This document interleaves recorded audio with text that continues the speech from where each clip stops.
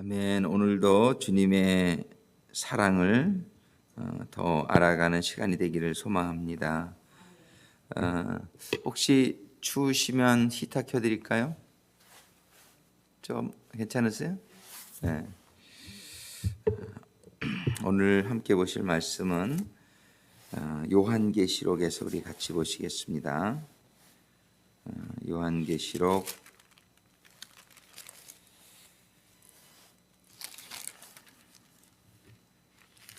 4장 우리 같이 보시겠어요. 어제 1장 봤고 지난 주간에 2장, 3장은 봤으니까 오늘은 4장 한번 같이 보는데 요한계시록 4장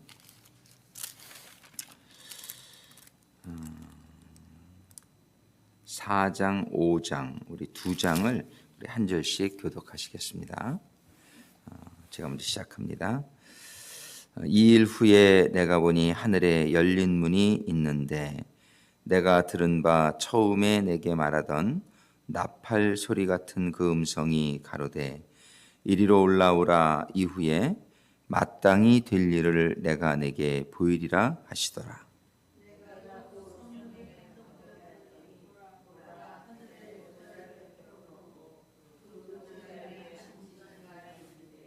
앉으신 이의 모양이 벽옥과 홍보석 같고 또 무지개가 있어 보좌에 둘렸는데 그 모양이 녹보석 같더라.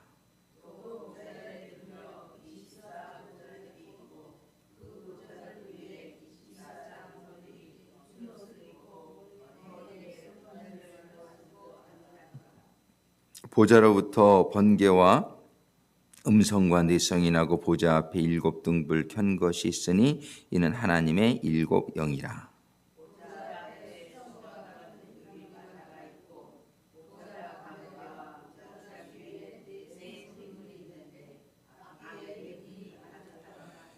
그 첫째 생물은 사자 같고 그 둘째 생물은 송아지 같고 그 셋째 생물은 얼굴이 사람 같고 그 넷째 생물은 날아가는 독수리 같은데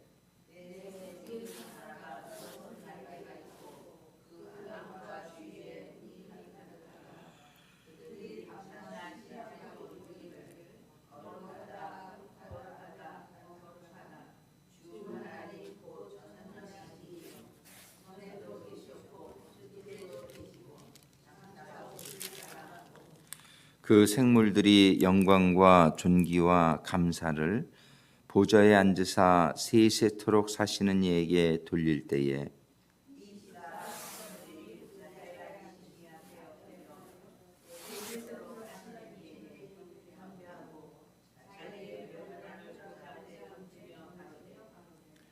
우리 주 하나님이여 영광과 존귀와 능력을 받으시는 것이 합당하오니 주께서 만물을 지으신지라.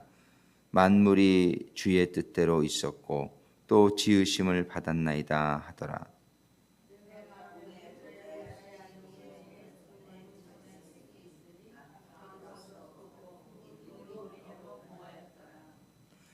또 봄에 힘 있는 천사가 큰 음성으로 외치기를 누가 책을 펴며 그 인을 떼기에 합당하냐 하니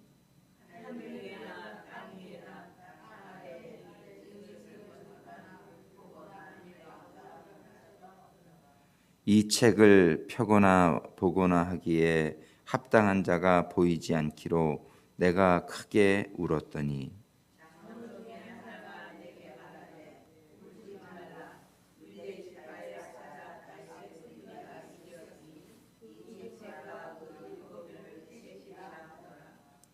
내가 또 보니 보좌와 네 생물과 장로들 사이에 어린 양이 섰는데 일찍 죽임을 당한 것 같더라.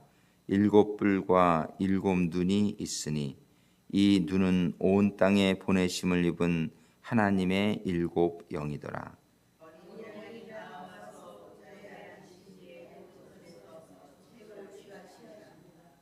책을 취하심에 네 생물과 24 장로들이 어린 양 앞에 엎드려 각각 검은고와 향이 가득한 금대접을 가졌으니 이 향은 성도의 기도들이라.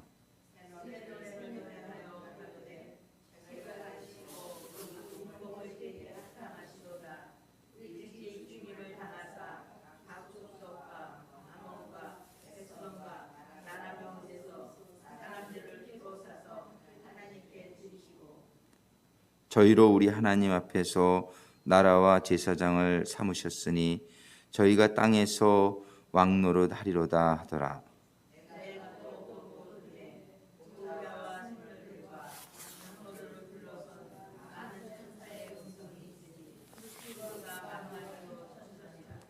큰 음성으로 가로되 죽임을 당하신 어린 양이 능력과 부와 지혜와 힘과 존귀와 영광과 찬송을 받으시기에 합당하도다 하더라.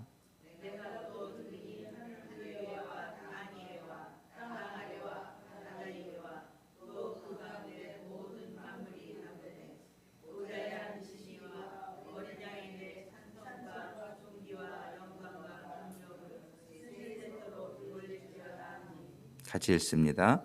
내 생물이 가로되 아멘하고 장로들은 엎드려 경배하더라. 아멘.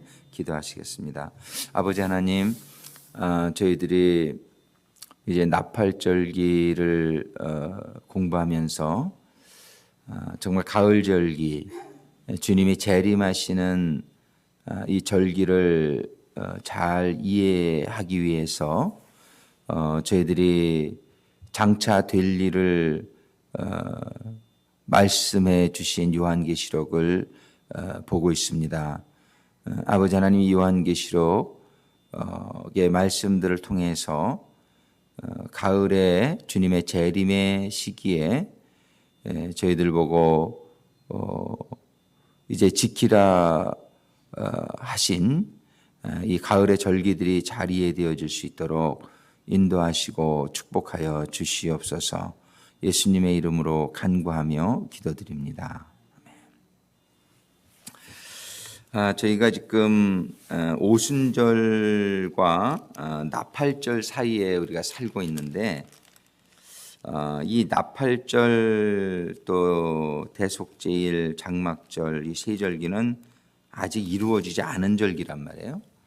이 절기는 이제 앞으로 우리가 맞이하게 될 그런 절기인데, 그 가을 절기에는 주님의 재림을 우리들에게 알려주시고 있는 절기란 말이에요. 그래서 주님의 재림 때에 나팔을 불면서 큰 나팔 소리와 함께 천사장의 그 큰 나팔 소리와 함께 주님이 재림하신다라고 데살로니가전서 4장 16절, 또 우리 마태복음 24장, 고린도전서 15장 이런 데서 이제 쭉 말씀해 주시고 있어요. 그래서 이제 이것이 나팔절과 다 연결이 되어지는 개념들인데, 이 요한계시록을 하나님께서 요한에게 주시면서 분명히 하신 말씀이 뭐냐 하면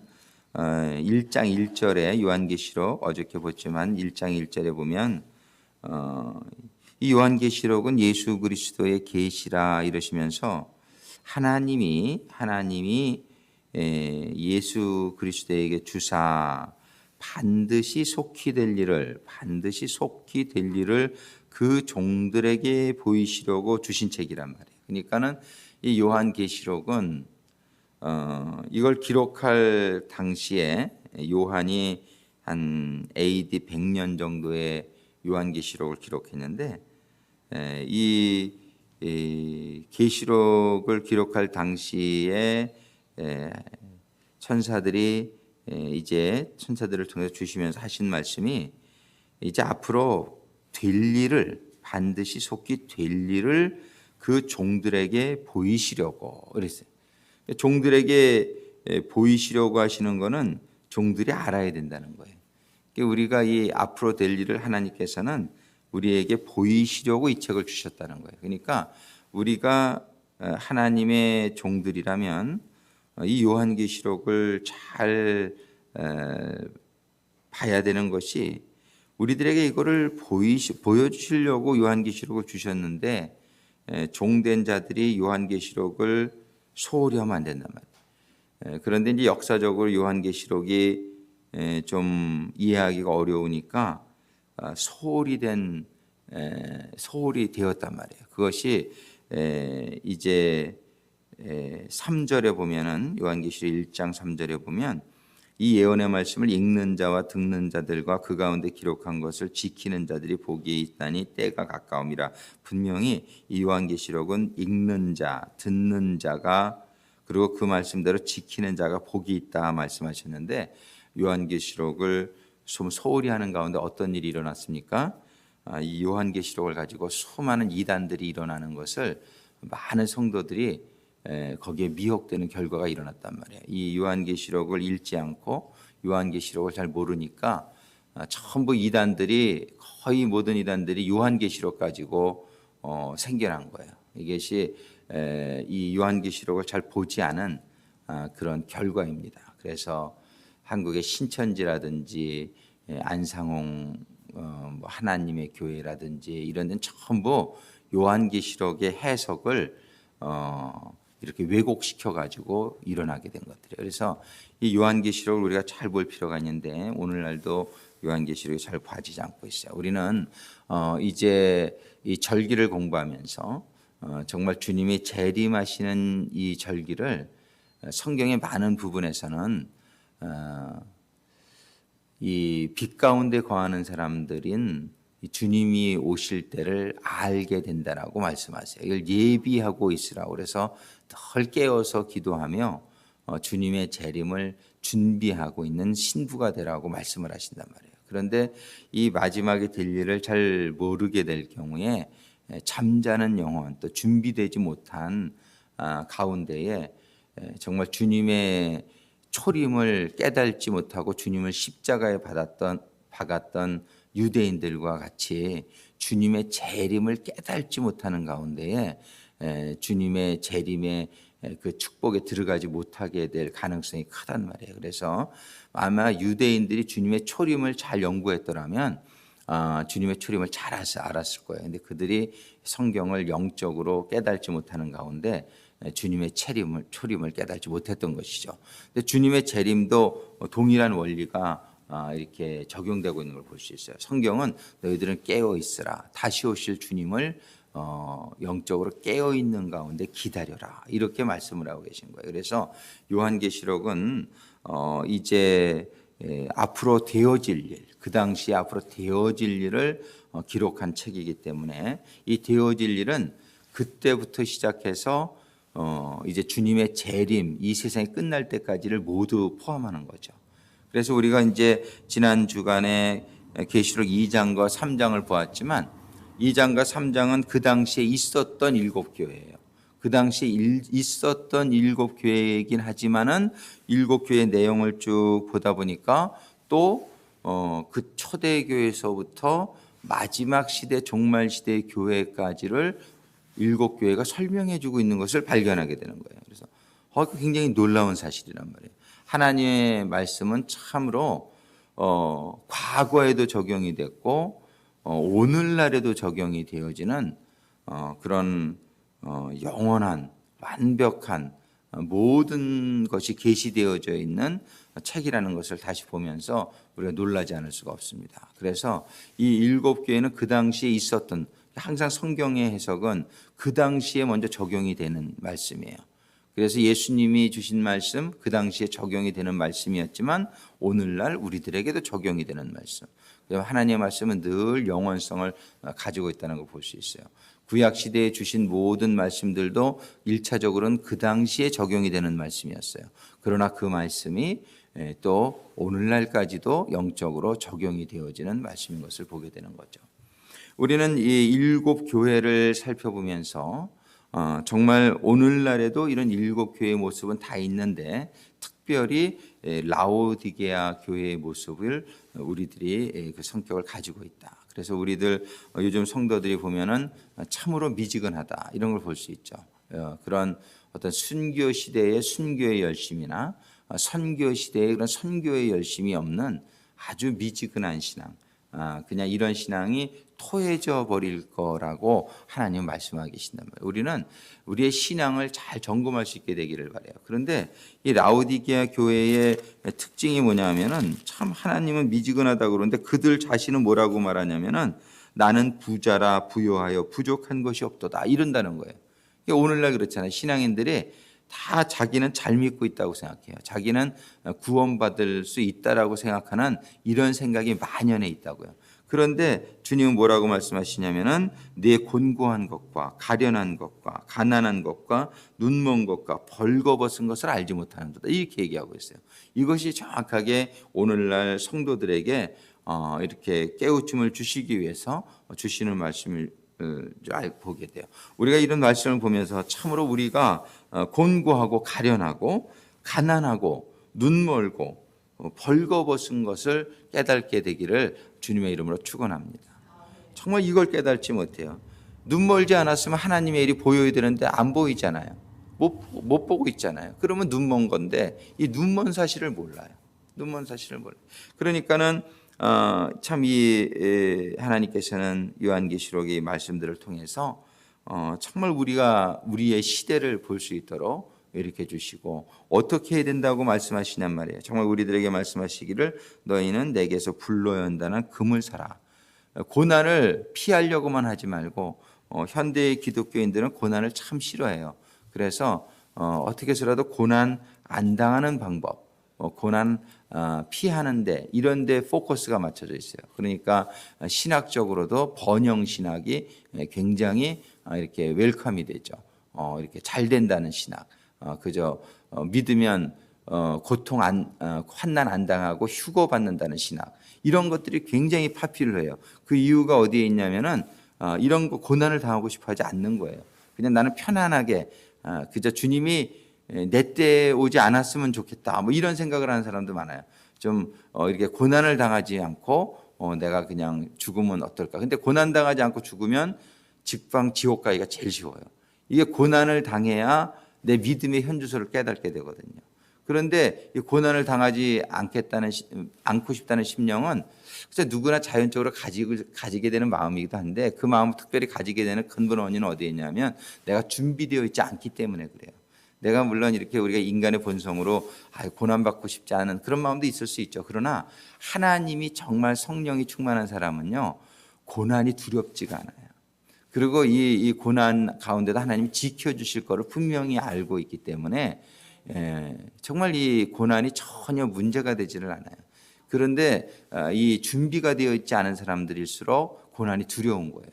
그러니까 환난 전에 휴거받기를 원하고 그저 환난을 나는 당하지 않았으면 좋겠다는 마음은 내가 준비되지 않았다는 증거니까 우리가 그런 고난에 대한 두려워하는 마음이 있으면은 정말 고난을 이길 수 있는 그런 상태가 되게 해달라고 기도하시기를 권면해 드립니다.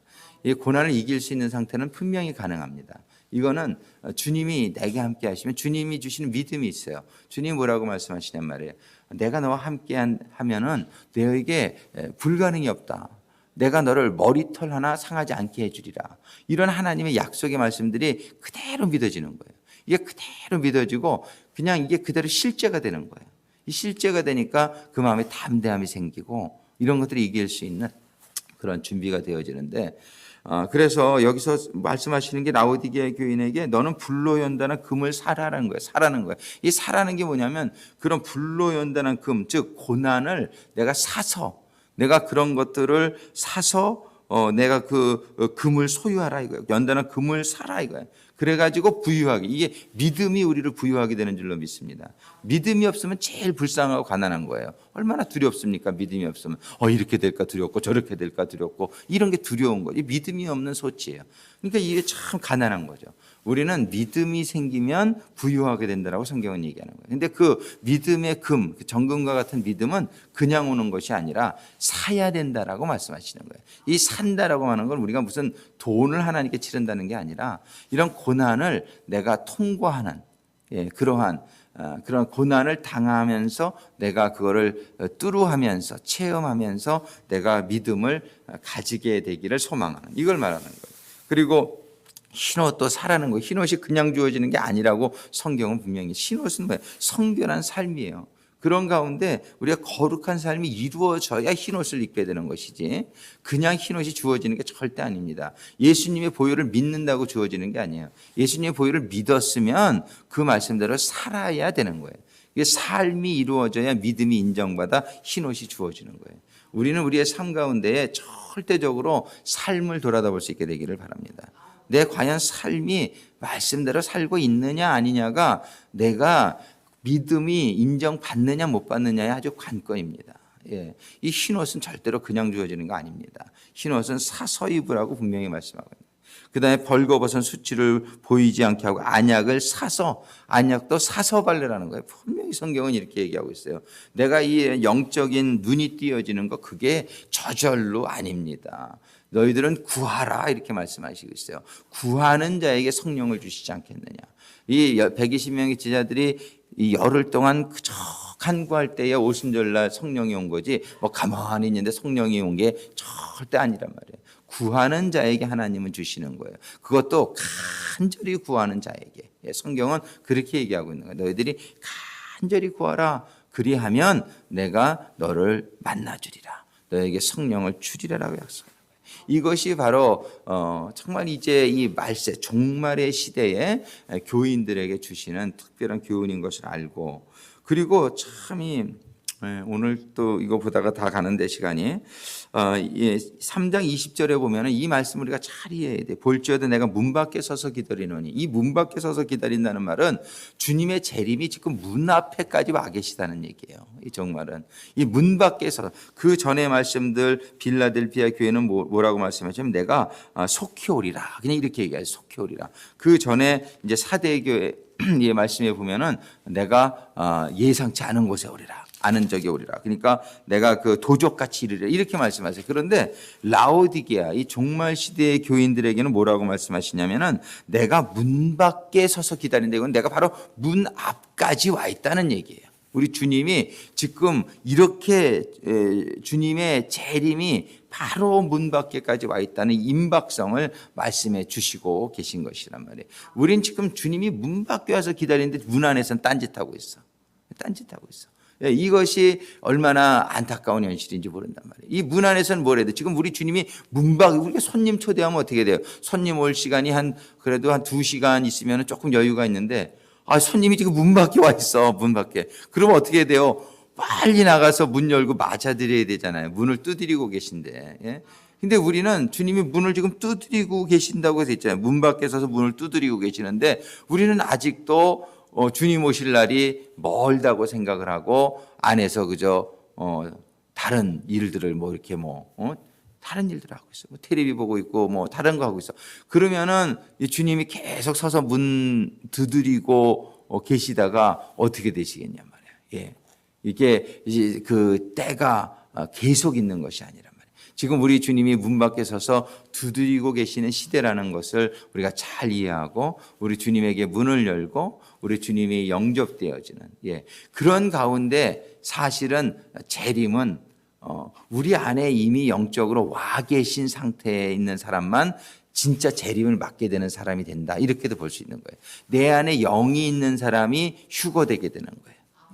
그 주님의 영이 내 안에 지금 와 계시는 그런 우리의 신앙이 될 수 있게 되기를 주님의 이름으로 축원합니다.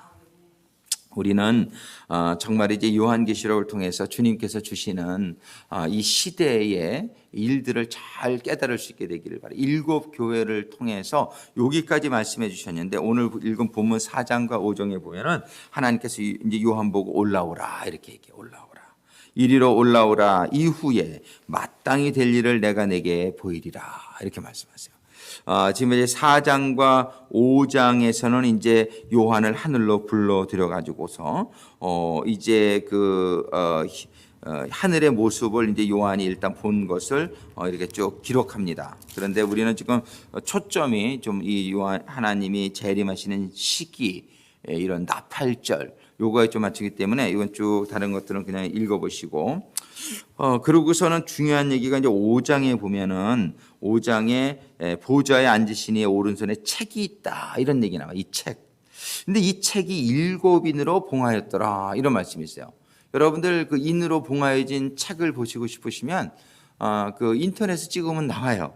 인터넷에서 봉인된 뭐 7책 뭐 이런 식으로 해서 이미지 클릭하면은 이게 두루마리로 된 이런 책에 이렇게 빨간색 인이 7개 이렇게 찍혀 있는 그런 사진들이 있습니다. 그 유대인들은 이런 책들을 익숙한데 이 책에 그 인을 그렇게 하는데 그 인을 왜 하느냐? 그 봉합하는 거죠. 봉합하는 건데 그 7개의 인이 이렇게 봉합이 되어 있다는 거예요. 그런데 그 책은 과연 무엇일까? 그 책은 과연 무엇일까? 근데 유대인들은 일반적으로 그 책을 계약서로 이해를 한대. 계약서. 계약에 있는 책. 그게 무슨 계약이냐면은 유대인들은 가나안 땅에 들어갔을 때 하나님께서 가나안 땅을 12지파에게 분배를 해주죠. 근데 분배를 해주는데 그 다음에 가난하게 돼서 예를 들어서 베냐민 지파가 가난하게 돼서 땅을 좀 팔 경우가 있어요. 그러면 예를 들어 유다 지파한테 땅을 좀 팔았다. 그러면 50년째 되는 희년이 있잖아요. 매년 50년째 되면 베냐민한테 돌려줘야 돼. 예, 그걸 베냐민한테 돌려줘야 돼요. 아무리 남의 땅을 샀다 하더라도 왜 그러냐면 그 땅은 그 지파에게 속한 거야. 그리고 결국은 하나님에게 속한 거예요. 희년에는 모든 걸 돌려주는, 물려주는 기업무르기라는 것이 희년에 일어나는 거예요. 그런데 그 기업무르기 할 때 어떻게 되냐면 그 인을 떼는 거예요. 그 계약서가 있어요. 그 계약서는 뭐냐면 50년 후에 희년이 올 때는 돌려준다. 그런 거예요. 그래가지고서 그 인을 떼고 하면 돌려주는 거예요. 다시 땅을. 그래서 지금 그런 개념으로 이거를 이해하면 좋겠다. 그래서 이 인을 뗀다는 건 뭐냐면 우리가 원래 에덴 동산에 살았었는데 에덴 동산을 잃어버렸잖아요. 우리가 에덴 동산을 잃어버린 이것이 희년이 돌아오는 거예요. 주님의 재림 때에 희년이 돌아오면서 우리가 에덴 동산의 삶으로 회복되어진다는 걸 의미하는 거예요. 그러니까 이거 인이 떼어진다는 건 뭐냐면은 회복이 된다는 것을 의미하는 거죠. 그러니까 그 인을 떼어줘야 되는데 여기 4절에 보면 무슨 말이냐. 이 책을 펴거나 보거나 하기에 합당한 자가 보이지 않기로 내가 크게 울었더니 이게 뭐냐. 인이 떼어졌는데 이 책을 인을 뗄 자가 없다 그렇게 얘기하는 거예요. 거기에 책을 펴거나 보거나 하리가 없다. 그러니까 5절에 장로 중에 하나가 내게 말하여 말하되 울지 마라. 요한이 울은 이유를 알겠죠? 요한이 울은 이유는 저게 인이 떼어져야 되는데 저게 인이 떼어져야 우리에게 회복의 역사가 일어나는데 이제 그런 거를 이렇게 표현하고 있는 것이라 볼 수 있어요. 그때 장로 중에 하나가 내게 말하되 울지 말라. 유다 지파의 사자 다윗의 뿌리가 이기었으니 누굽니까? 다윗의 뿌리 예수님이죠. 유대 지파의 사자 예수님께서 이기었다는 게 뭘 이겼다는 거예요? 이 세상의 죽음의 권세를 이기셨다는 것이죠. 그죠? 그 이기셨으니 이 책과 그 7인을 떼시리라. 할렐루야. 정말 우리를 회복시키실 수 있는 분. 그분은 우리 주님, 그 주님의 고귀한 희생이 이 인을 우리를 회복시킬 수 있는 그 권리를 받게 된 사건이라는 것을 설명하고 계시단 말이에요. 그래서 그분이 인을 이제 떼게 되시는 이 일이 일어나게 되는 거예요. 그래서 정말 주님을 찬양하는 노래를 쭉 적고 있습니다. 정말 내가 또 보니 보좌와 내 생물 장로들 사이에 어린 양이 섰는데 일찍 죽임을 당한 것 같더라. 7뿔과 7눈이 있으니 이 눈은 온 땅에 보내심을 입은 하나님의 7명. 어린 양이 나와서 보좌에 앉으시니 오른손에서 책을 취하시니라. 책을 취하시며 네 생물과 24 장로들이 어린 양 앞에 엎드려 각각 검은고와 향이 가득한 금대접을 가졌으니 이 양은 성도의 기도들이라. 우리의 성도들의 기도가 필요함을 볼 수. 이 기도는 무슨 기도냔 말이에요. 주님의 날이 오기를 기도하는 기도란 말이에요. 이 기도는 우리의 회복을 위해서 드리는 기도란 말이에요. 그 날을 사모하는 가운데 드리는 그 새 노래를 노래하여 가로되 책을 가지시고 그 인봉을 떼기에 합당하시도다. 할렐루야. 이 날은 우리의 회복의 날인 줄로 믿습니다. 일찍 죽임을 당하사 각 족속과 방언과 백성과 나라 가운데서 사람들을 피로 사서 하나님께 드리시고 저희로 우리 하나님 앞에서 나라와 제사장을 삼으셨으니 저희가 땅에서 왕 노릇하리로다. 할렐루야. 우리의 원래의 신분은 왕인 줄로 믿습니다. 우리 원래의 신분은 하나님의 자녀의 왕이란 말이에요. 그 신분을 회복시키시는 일이 뭐냐면 이 인을 떼는 일로 가능하단 말이에요. 그 인을 떼는 일을 가능하게 하신 우리 주님께 감사와 영광을 올려드립니다. 그래서 큰 음성으로 또 노래합니다. 12절에 죽임을 당하신 어린 양이 능력과 부와 지혜와 힘과 존귀와 영광과 찬송을 받으시기에 합당하시도다. 정말 모든 만물이 가로되 13절에 보니까 보호자에 앉으시니와 어린 양에게 찬송과 존귀와 영광과 능력을 세세토록 돌릴지어다. 할렐루야. 오늘은 우리 이 주님을 찬양하는 아침이 될 수 있게 되기를 바랍니다. 정말 우리를 영원히 회복시키실 그 봉인되어졌던 그 책을 인을 떼어주시기에 합당하신 우리 주님께 정말 감사와 영광과 존귀를 올려드립니다. 오늘 이 5장 12절과 13절에 그 천사들이 드린 이 찬양이 바로 우리들의 찬양이 되어지는 이 아침이 되어질 때에 우리 주님께서는 너무나 우리의 그 찬양을 기뻐 받으시며 우리의 심령 가운데 임하시고 그 인이 떼어진 축복이 임하게 해주시는 놀라운 은혜를 베풀어 주실 줄로 믿습니다. 기도하시겠습니다. 아버지 하나님 정말 감사합니다. 봉인되어졌던 책 아무도 그 인을 떼일 수 없는 그런 상황 가운데 우리 주님을 보내주셨음에 감사를 드립니다. 우리 주님께서 그 사망의 권세를 이기시고 저희들의 모든 죄를 담당하셔서 그 고통과 그 죽음을 당해 주신 그러므로 말미암아 이제 봉인되었던 그 인을 떼어 주실 수 있는 그러한 권리를 가지시고 이제 인을 하나하나 떼시게 될 때에 이제 저희들의 모든 온전한 회복이 아버지 하나님 나라로의 회복이 아버지 하나님의 동산으로의 회복이 임하게 해주시는 은혜에 감사를 드립니다. 아버지 하나님 천사들이 찬양했던 것과 같이 죽임을 당하신 어린 양이 능력과 부와 지혜와 힘과 존귀와 영광과 찬송을 받으시기에 합당하시도다. 보호자에 앉으시니와 어린 양에게 찬송과 존귀와 영광과 능력을 세세토록 돌릴지어다. 아버지 하나님 우리 주님이시여 이 아침에 저희들의 영광을 받아 주시옵소서. 이 아침에 저희들의 감사를 받아 주시옵소서. 아버지 하나님께 영원토록 영광과 존귀와 찬송과 감사를 올려드립니다. 이 시간에 우리 주여 삼창하시고 기도하실 때에 정말 이 자리에 함께하고 계신 우리 주님께 주님 감사합니다. 주님 사랑합니다. 주님 영광받아 주시옵소서. 기도를 올려드리는 이 아침이 될 수 있기를 소망합니다.